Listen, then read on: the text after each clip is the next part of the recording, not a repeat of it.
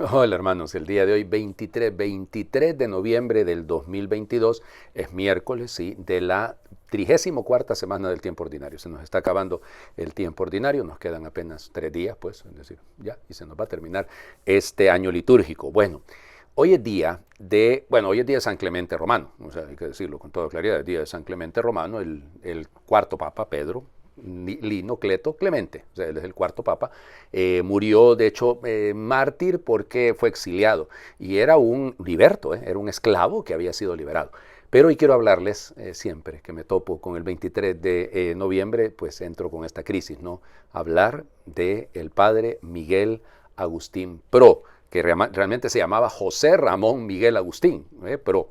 Juárez era el apellido de la mamá también, creo. Él nace en Zacatecas en enero de 1891. Era de una familia bastante acomodada. Su papá era encargado de minas ahí en Zacatecas. Y él, fíjense que le encantaba estar con los mineros. Se iba a poner a platicar con ellos desde pequeñito. Miren, era traviesísimo como él solo, ¿verdad? Porque era un artista. Músico, caricaturista, se ponía a hacer caricaturas. Era inventor, oigan, se disfrazaba de lo que fuese, cambiaba tonos de voz. Y eso le va a servir después, hay que decirlo. Y era una persona especialísima realmente.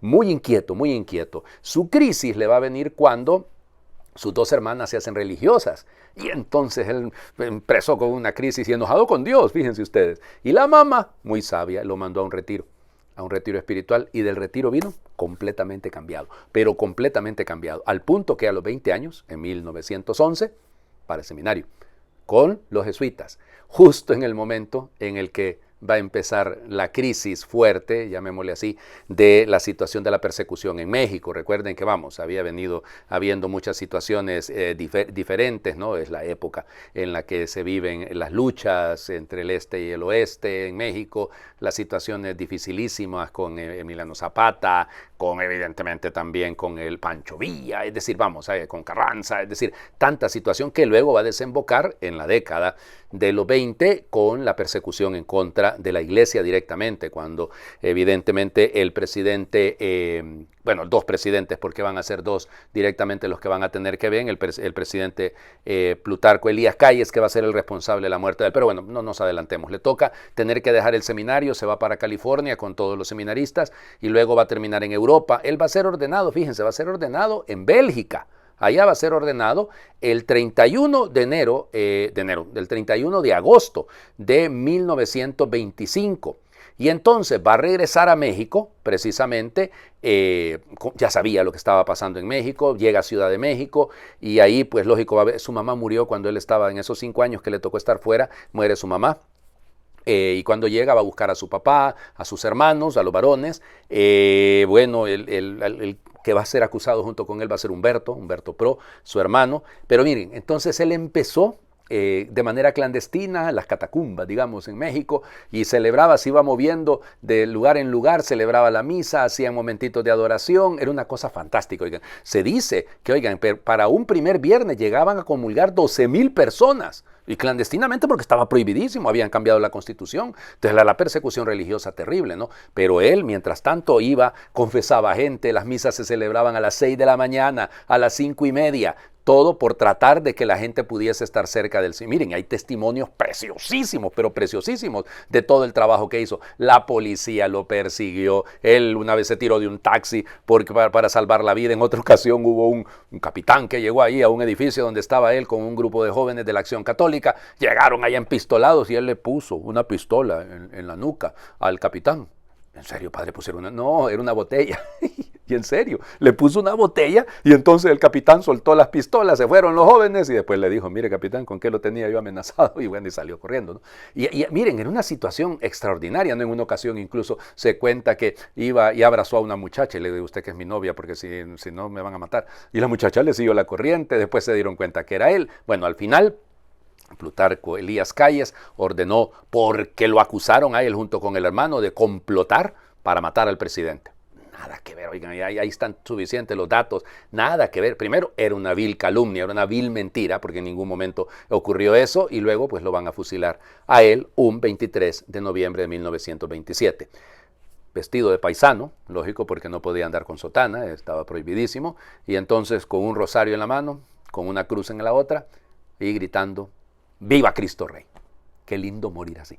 1927. Qué lindo morir así. Se lo digo de corazón. A mí me encantaría morir así. De verdad, me encantaría morir así. Porque es que realmente de esa forma uno da testimonio de lo que significa realmente creer en el Señor Jesús. Porque Él cree en nosotros. Fue beatificado el 25 de septiembre de 1988, y bueno, ya les digo, el proceso, yo no entiendo qué está pasando con este proceso, porque hay un montón, pero un montón de testimonios alrededor de él, y además es mártir, pues automáticamente debería de ser canonizado. Creo que hay un problema, no lo sé, leyendo alguna cosa, que hay algún problema en el proceso anterior, pero eso ya a mí no me crean, porque realmente no lo sé, no soy yo quien para decir eso. Bueno, ¿qué les parece si lo invocamos? Sacerdote, jesuita, joven, 36 años tenía cuando lo mataron, y la manera de morir. Me encanta, de verdad se los digo, me encantaría morir así. Bueno, vamos a las lecturas. Seguimos en el libro del Apocalipsis, capítulo 15, versículos del 1 al 4. Yo, Juan, tuve una visión. Vi en el cielo otra gran señal maravillosa. Eran 7 ángeles portadores de las últimas 7 plagas con las cuales Dios pondrá fin a su cólera. Vi también una especie de mar de cristal mezclado con fuego, y los vencedores de la bestia, de su estatua y del número simbólico de su nombre estaban de pie junto al mar de cristal con las cítaras que Dios les había dado, y cantaban el cántico de Moisés, el siervo de Dios, y el cántico del Cordero, diciendo: grandes y maravillosas son tus obras, Señor Dios Todopoderoso, justo y verdadero tu proceder, Rey de las naciones. ¿Quién no te respetará, Señor? ¿Quién no te alabará? Ya que solo tú eres santo, y todas las naciones vendrán a adorarte, porque tus justas sentencias han quedado patentes. Palabra de Dios. Te alabamos, Señor. Yo no sé por qué la gente sigue creyendo que el Apocalipsis es un libro de miedo. No están viendo ahí.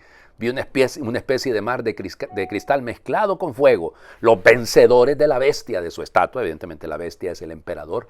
Ay, no, pero iba a decir evangélicos, pero evangélicos no tienen nada, porque se les olvida el evangelio al insultar al Papa. Es que la bestia es el Papa. El Señor Jesucristo. Ay, Señor. Bueno, en fin, ya la bestia es el emperador, la estatua es la que tenían que adorar, y entonces, ya, ahí el número simbólico, evidentemente el 666, recuerden, 6 es imperfecto, el totalmente imperfecto, ¿no? Y entonces, qué belleza, ellos han vencido, y cantan. Miren ustedes la belleza de esto. Cantan. Grandes y maravillosas son tus obras, Señor Dios omnipotente. Justos y verdaderos tus caminos, oh Rey de los siglos. ¿Quién no temerá, Señor, y glorificará tu nombre? Yo sé que van a decir, Padre, no era la traducción. Es que estos himnos los rezamos nosotros en las vísperas. Entonces me los sé de memoria en la versión que se reza en las vísperas. Y me encanta cantarlo también. Porque grandes y maravillosas son tus obras, Señor Dios Todopoderoso. Ah, Dios mío. Ya ven, una liturgia. Más allá de todo, la semana pasada, ¿se acuerdan todo lo que hemos leído del libro del Apocalipsis? En una versión litúrgica. Es una gran liturgia la que está ocurriendo en el cielo. Y los vencedores pueden reconocer las maravillas que Dios ha hecho en su vida. El Evangelio. Ya estamos terminando Lucas. Lucas capítulo 21, versículos del 12 al 19. En aquel tiempo Jesús dijo a sus discípulos: los perseguirán y los apresarán, los llevarán a los tribunales y a la cárcel, y los harán comparecer ante reyes y gobernantes por causa mía. Con esto ustedes darán testimonio de mí. Grábense bien que no tienen que preparar de antemano su defensa, porque yo les daré palabras sabias a las que no podrá resistir ni contradecir ningún adversario de ustedes. Los traicionarán, hasta sus padres y hermanos, sus parientes y amigos, matarán a algunos de ustedes, y todos los odiarán por causa mía. Sin embargo, ni un cabello de su cabeza perecerá. Si se mantienen firmes, conseguirán la vida. Palabra del Señor. Gloria a ti, Señor Jesús. Terminamos de leer lo que hemos leído, ¿se acuerdan? El domingo antepasado. Porque el domingo pasado, lógico, la fiesta de Cristo Rey. Y el domingo antepasado, en el 33 domingo del tiempo ordinario, el domingo de la Jornada Mundial de los Pobres, hemos leído este texto. Hasta aquí, lo que leíamos lunes, martes y miércoles, se termina de leer el día de hoy. Precioso. 3 cosas, rapidísima. Todo esto, toda esta tribulación, toda esta crisis, todo este problema, todas estas persecuciones es para que demos testimonio. Es para que pongamos nuestra frente en alto y podamos decirle al mundo: ¿saben qué? Todas sus cosas, todos sus contravalores, todo lo que ustedes quieren enseñar, piensen. Ponerle la frente a la ideología de género, por ejemplo, a la ideología del pensamiento único, a todas estas manifestaciones políticas de todo extrema, izquierda, derecha, lo que usted quiera. Decirles: miren, señores, todo esto es una falsedad sobre otra. Y decírselos para que entiendan, no porque estamos queriendo ofenderlos, no porque queremos maltratarlos, no, al contrario, por puro amor, que se den cuenta, este no es el camino. No son las ideologías la respuesta está en Dios. Y por eso damos testimonio. Segunda cosa, no preparen el discurso. Qué difícil, ¿verdad? A ver, yo lo admito que muchas veces, no sé ustedes, pero pensando en qué diría yo, cómo actuaría, si alguien me pregunta, y entonces estoy a veces elucubrando allá en la cabeza, pues, ¿qué haría? Y me doy cuenta que de nada sirve. ¿Por qué? Porque es que las palabras sabias es lo que vienen de la experiencia de Dios. Es eso el punto. Y por eso la conciencia. Los traicionarán. Los traicionarán, matarán a algunos. Ahí está ustedes. Ya ven ustedes, José, Ramón, Miguel, Agustín. Pro. El padre Pro. Lo mataron. ¿Cuántos otros no han muerto? No solo en la guerra cristera. Ya estamos llegando, no hace 100 años prácticamente de eso, ¿no? Evidentemente faltan 5 años para el 2027, ¿no? Para cumplir los 100 años del martirio del padre Agustín Pro. Ojalá que para esa fecha ya sea santo. Pero esta es la verdad nuestra, ¿no? Y por último, acuérdense el tema, ¿no? Hipomoné. Perseverar. Perseverar. Porque solo el que persevera alcanza. Hay dificultades, hay problemas, hay luchas.